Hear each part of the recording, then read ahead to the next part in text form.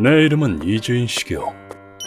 무고한 자를 해치는 악인을 지옥으로 떨구는 고문 소믈리에다. 이날 나는 사키누마 마담에게 호출을 받아 게이바로 향했다. 마담, 무슨 일이십니까? 이 사람이 너에게 할 말이 있대서. 여자로서 너무 잔혹한 얘기야. 이분인가요? 마담이 데려온 것은 굳은 표정의 20대 여성이었다. 오른쪽 가슴이 어딘가 이상해. 그때 여성이 단추를 풀기 시작했다. 갑작스럽지만 이걸 봐주셨으면 해요. 그 여자가 저지른 끔찍한 소행을. 세상에. 그 여자는 제 가슴을 도려냈어요. 여성의 오른쪽 가슴은 도려내진 채 무참한 상처만이 남아있었다. 큰 가슴이 마음에 안 든다고 쓸데없는 설동이라고 하면서 도려냈어요. 여성은 펄펄 끓는 분노와 함께 사정을 설명하기 시작했다. 의뢰인의 이름은 나카무라 준코, 25살 직장인이었다. 세이지 축하해. 이제 한 번만 더 이기면 세계 선수권이야. 세계에서 활약하는 자랑스러운 남편이 되어야지. 남편 세이지 씨는 유망한 럭비 선수였다. 준코 씨는 그라비아 모델에 스카우트 될 만큼 글래머러스한 몸매의 소유자였다. 우리 집에 와. 아침까지 술 마시자. 한번 파묻혀봤으면. 이러지 마세요. 길거리에서 남성들에게 희롱당한 적도 많았다. 싫은데? 뭐하는 짓이냐? 그때 의뢰인에게 도움의 손길을 내민 자가 있었다. 싫다잖아. 손 떼. 우연히 길을 지나던 세이지 씨였다. 세이지 씨의 건장한 체격을 보고 남자들이 물러났다. 몸집 더럽게 크네. 야, 가자. 조심하세요. 밤에 이상한 놈들 많으니까. 정말 감사합니다. 저 도와주신 답례로 차라도 대접하고 싶은데. 네? 남성에게 먼저 다가간 것은 그때가 처음이었다. 아, 그래서 체격이 좋으신 거구나. 네, 튼튼함 하나는 자신 있어요. 두 사람은 마치 이끌리듯이 부부가 되었다. 준코, 나랑 결혼해 줄래? 네, 좋아요. 하지만 준코 씨에게 원한을 품은 자가 있었으니 지방 덩어리나 달고 다니는 게 감히. 바로 추악하게 일그러진 마녀였다. 그날 데이트를 마치고 집으로 돌아가는 길. 이젠 바이크 말고 차를 타고 다녀야겠지? 그러네, 아이도 생길 테니까. 두 사람이 바이크에 올라타려던 그 순간 뭐지? 두 사람을 향해 자동차 한 대가 돌진하는 게 아닌가. 세이지 씨는 반사적으로 준코 씨를 보호했다. 준코, 위험해! 그리고 다음 순간 복주 차량이 두 사람을 세게 들이받았다. 세이지 씨는 종이 조각처럼 공중으로 튀어오르더니 이윽고 벽에 힘껏 부딪혔다. 준코 씨도 지면에 세게 내동댕이 쳐졌고 머지않아 의식을 잃었다. 잠시 후 차에서 괴한이 내리는가 싶더니 지옥을 보여주지. 쓰러진 준코 씨를 납치했다. 그 후 준코 씨는 침대 위에 구속된 상태로 눈을 떴다. 여기는... 이제 정신이 들어? 주위를 둘러보니 그곳은 낯선 방이었다. 태평하게 잘만 자던데? 누가 방정 맞은 몸뚱이 아니랄까봐 돼지 같은 게. 그때 일면식 없는 여자가 난데없이 욕지거리를 내뱉었다. 여긴 어디죠? 세이지 씨는요? 하지만 여자는 질문에 대답하는 대신 닥쳐! 보는 눈도 없는 머저리 같은 놈이 뭐가 좋다고! 준코 씨의 머리를 곤봉으로 후려쳤다. 그리고는 일그러진 표정으로 이렇게 말했다. 난 말이야, 너같이 가벼운 몸뚱이를 떳떳하게 들고 다니는 여자가 제일 싫어. 이 살덩어리가 그렇게 자랑스러워? 이걸로 그 남자를 꼬셔서 만족하냐고! 여자가 자신을 원망하는 것만은 확실했다. 네 주제를 똑똑히 알려주지. 그 지방덩어리 없이는 그저 돼지에 불과하다는 걸 말이야. 이윽고 여자가 칼을 꺼냈다. 칼은 준코 씨의 가슴으로 향했다. 가슴만 크면 다야? 이딴 지방덩어리가 뭐 그리 자랑스럽다고? 무슨 짓을? 절망의 구렁텅이로 떨어뜨려주지! 여자는 한치의 망설임 없이 오른쪽 가슴을 잘라냈다. 호들갑 떨긴 썩어빠진 살덩어리 좀 잘라낸 게 뭐 대수라고. 산채로 살을 도려내는 고통은 상상을 초월했다. 하지만 여자의 광기는 거기서 멈추지 않았다. 잘라낸 지방덩어리는 다짐 육으로 만들어지지. 여자는 잘나는 가슴을 분쇄기에 넣어 갈아버렸다. 너무나도 비정상적인 상황. 준코 씨는 현실을 도저히 이해할 수 없었다. 여자가 준코 씨에게 서서히 다가갔다. 다음은 왼쪽 가슴을 도려내주지. 누구 없어요? 살려주세요. 직감으로 알았다. 다른 한쪽마저 도려내진다면 죽음은 피할 수 없다는 것을. 돼지 같은 게 암만 소리쳐봤자 소용없어. 여자는 개의치 않고 냉혹하게 칼을 왼쪽 가슴에 갖다 댔다. 그런데 그때 준코! 뭐야? 누군가의 난입으로 여자의 손이 멈췄다. 그는 바로 세이지 씨였다. 이 자식, 내 아내한테 무슨 짓이야? 준코 씨의 처참한 모습을 목도한 세이지 씨는 세이지 어디서 들어온 거지? 경비! 어! 격분하며 여자에게 돌격했다. 인류 럭비 선수인 세이지 씨의 태클은 그 자체로 흉기였다. 야! 여자는 죽을 힘을 다해 뛰어 회피했다. 세이지 씨는 여자가 떨어뜨린 칼을 주워 들고는 여보. 준코, 이제 괜찮아. 도망치자. 준코 씨를 묶어둔 밧줄을 잘랐다. 사고를 당했을 때 세이지 씨는 정신을 잃지 않았다. 운동으로 다져진 탄탄한 근육이 충격을 완화한 덕분이었다. 하지만 자동차와 정면 충돌한 충격은 컸고 준코, 운전석에 있는 사람은 다니아라. 준코 씨가 납치당하는 것을 저지하지 못했다. 하지만 그는 불굴의 투지로 몸을 일으켰다. 아내를 구해야 한다는 집념이 그의 몸을 일으켜 세웠다. 하지만 이대로는 차를 놓치고 만다.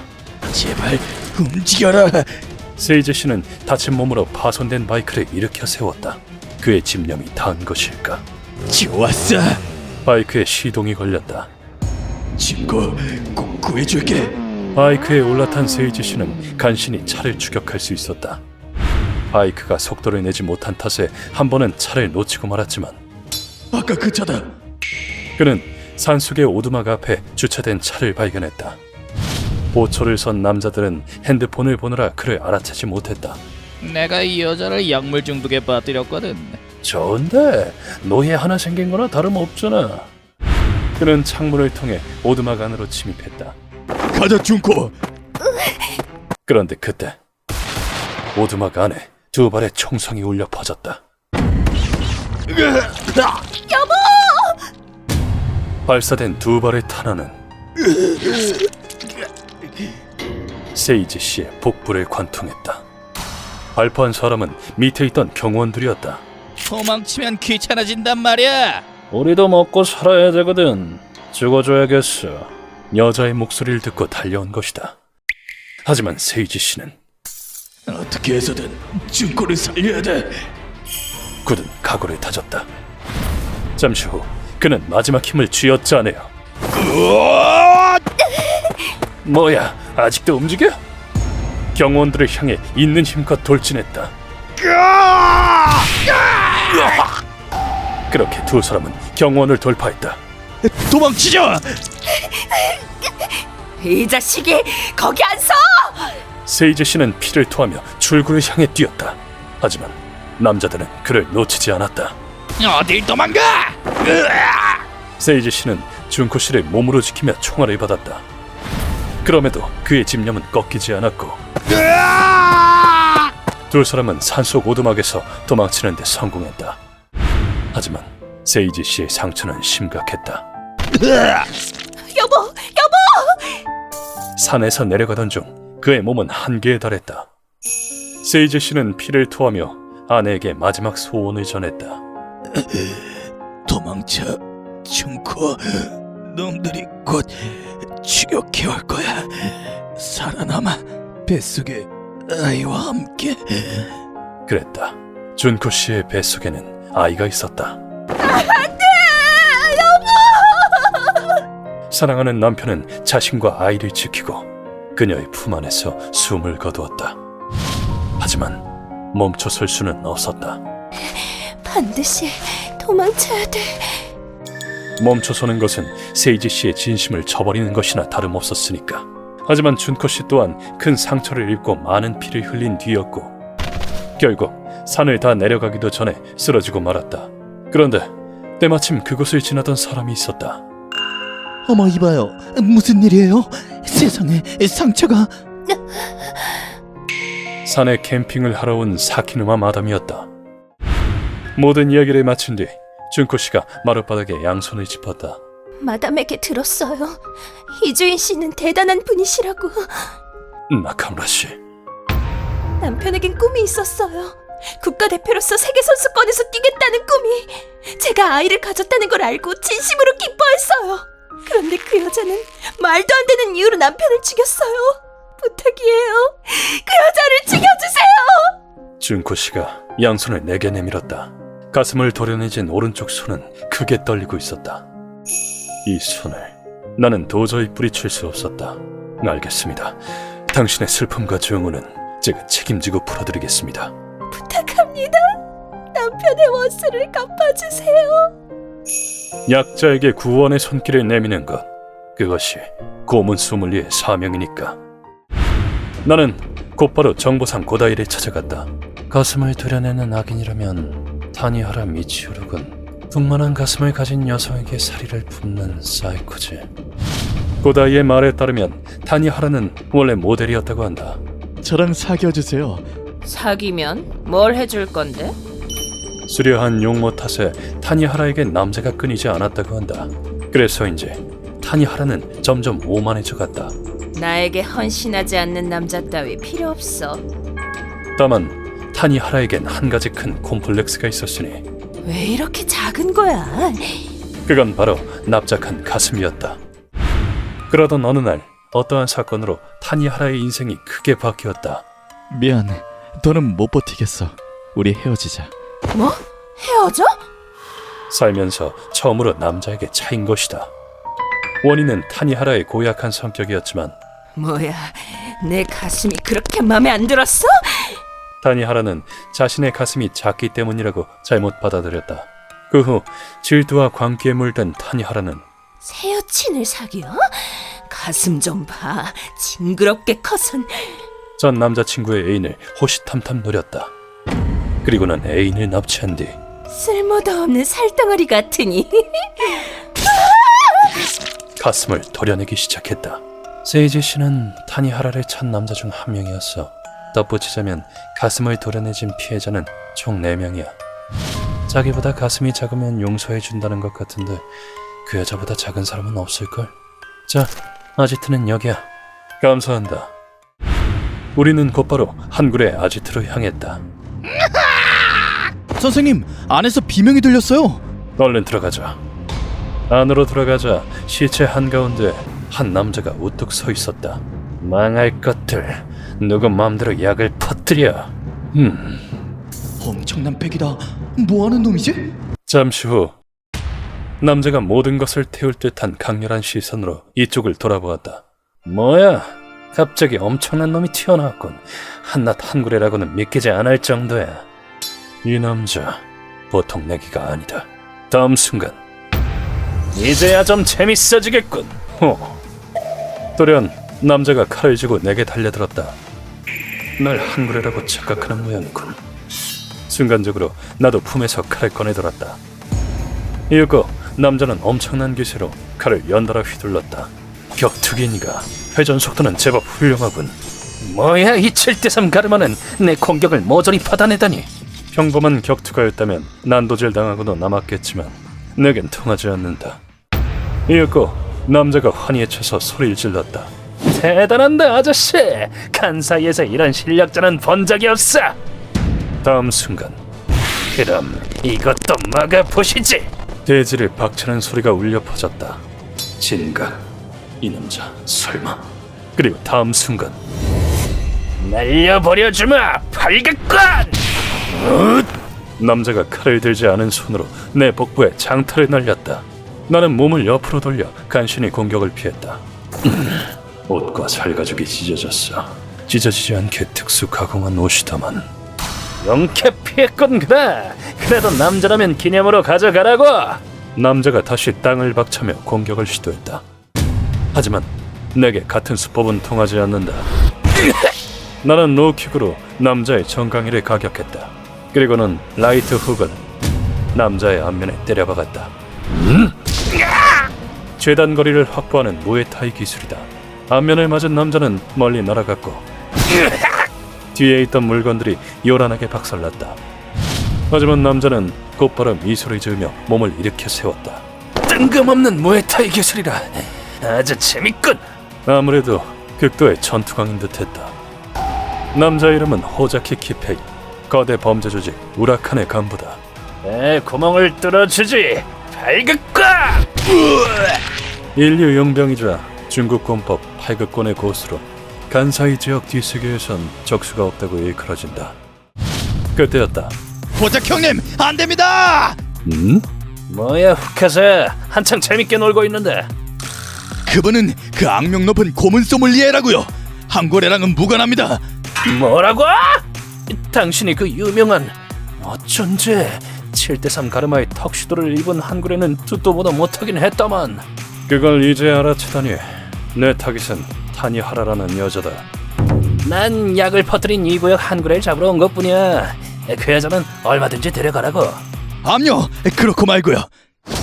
대신 다음에 나랑 한판 뜨자. 난 더 강해지고 싶거든. 호자키는 마지막에 순수하게 그지없는 미소를 지으며 이렇게 말했다. 그 후 호자키는 무시무시한 기세로 한그레를 해치웠다. 잘 가라! 뭐야 저 괴물 같은 놈은! 타니하라는 도망치려 했지만 끝내 루카와의 손에 붙잡혔다. 마음이 추악한 당신, 끔찍한 고통 끝에 죽여드릴 테니 각오하세요. 이렇게 타니하라의 신병을 구속했다. 우리는 타니하라를 고문실로 옮겼다. 뭐야 이건! 연약한 여자를 학대할 생각이야? 선생님, 악당이 되는 대로 떠들고 있어요. 나는 인사 대신 타니하라의 납작한 가슴에 주먹을 갈겼다. 그럴 리가. 고작 학대만으로는 섭하지. 이런, 가슴이 함몰돼 버렸군. 이윽고 나는 질문을 던졌다. 너는 남자에게 차인 울분을 애먼 여성들에게 돌리고 끔찍하게 살해했다. 그 질투심이 추악하다고 생각 안 드나? 하지만 돌아온 대답은 웃기지 마. 추악한 건 징그러운 살덩이로 남자를 유혹한 그 암태지들이야. 사악한 돼지를 처리한 게 뭐가 잘못됐지? 난 오히려 칭송받아 마땅해. 대체 머릿속에 어떻게 되먹은 것일까? 자신의 죄조차 이해하지 못하는군. 그렇다면 몸으로 똑똑히 깨닫게 해주지. 루카와 시작해. 네, 선생님. 엉덩이 찢어질 준비나 하시죠. 루카가 스위치를 내리자 타니하라를 매단 밧줄이 느슨해졌다. 무슨 짓을... 그러자 뾰족한 고문 기구가 타니하라의 항문에 쑤셔 박혔다. 이것은 마녀 사냥에 쓰인 고문 유다의 요람이다. 날카로운 금속이 항문을 찢고 내장을 파고든다. 물론 여기서 끝이 아니다. 일정 시간이 지나면 요람의 끝부분이 빨갛게 달궈지며 200도의 열을 내도록 기구를 발전시켰다. 이로써 상처에 열이 가해지고 고통은 배가 된다. 또한 화상으로 지혈이 되면서 과다출혈사를 막아준다.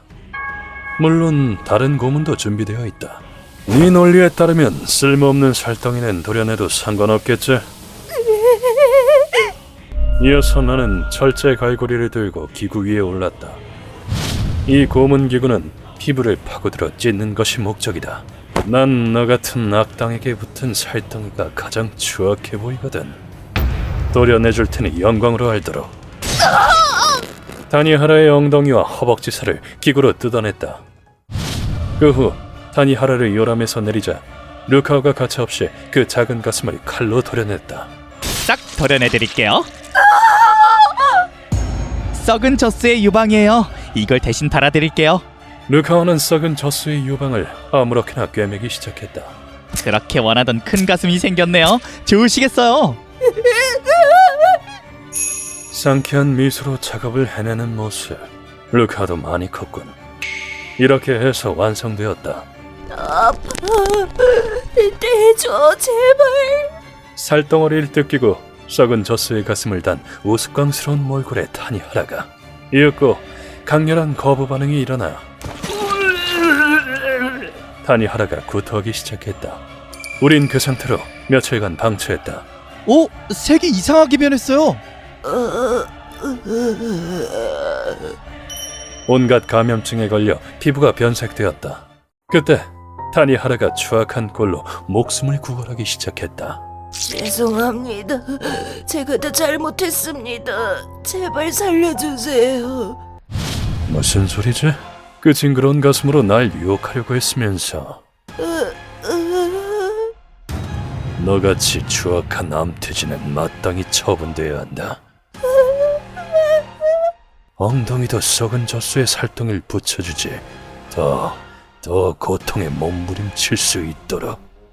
그렇게 20시간이 지나 타니하라는 온몸의 모든 구멍에서 검은색의 오물을 뿜으며 무참하게 사망했다. 이리하여 이번 의뢰는 마무리되었다. 걱정하지 마, 여보. 아기랑 당신 목까지 열심히 살 테니까. 사랑하는 사람을 잃은 슬픔도 분명 극복할 수 있을 것이다. 남편이 남겨준 새 생명이 배에 깃들어 있으니까. 휴먼버그 대학교에서는 어둠의 세계를 주제로 여러 가지 이야기를 소개하고 있습니다. 다른 영상도 꼭 한번 보시길.